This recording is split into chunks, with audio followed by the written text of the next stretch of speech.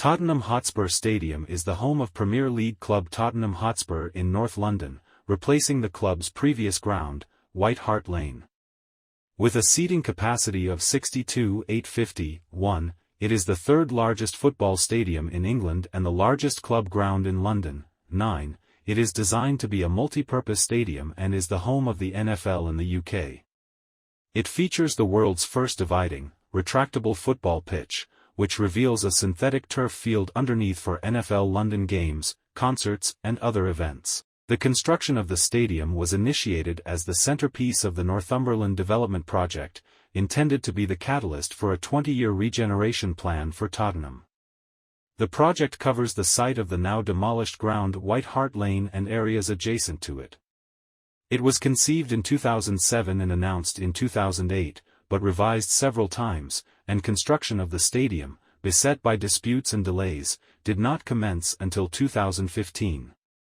The stadium opened on April 3, 2019 with a ceremony before the first Premier League game held there. The name, Tottenham Hotspur Stadium, was meant to be temporary, the intention being to sell the naming rights to a sponsor, but it has still not been renamed.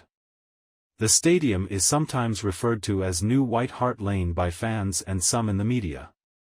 Tottenham Hotspur was formed in 1882, and early matches of the club were played on public land at Tottenham Marshes. 17. As their matches became more popular with the public and the number of spectators increased, the club decided to move to an enclosed ground, allowing it to charge an entrance fee and control the crowd. In 1888, the club rented a pitch at Asplin's Farm, next to the railway line at Northumberland Park. 18. However, the ground soon became overcrowded, and in 1899 the club moved to a piece of land owned by the brewery company Charrington's to the east of Tottenham High Road behind the White Hart pub. 19. This became the White Hart Lane ground. The club acquired the freehold of the ground, as well as additional land at the northern, Paxton Road, and, in 1905, 20, 21, starting in 1909, a new stadium with stands designed by Archibald Leach was built over a period of 2.5 decades. The stadium had a capacity of nearly 80,000 by 1934. Over the years, the stadium underwent a number of changes and seating replaced the standing areas, which reduced the capacity to about 50,000 in 1979.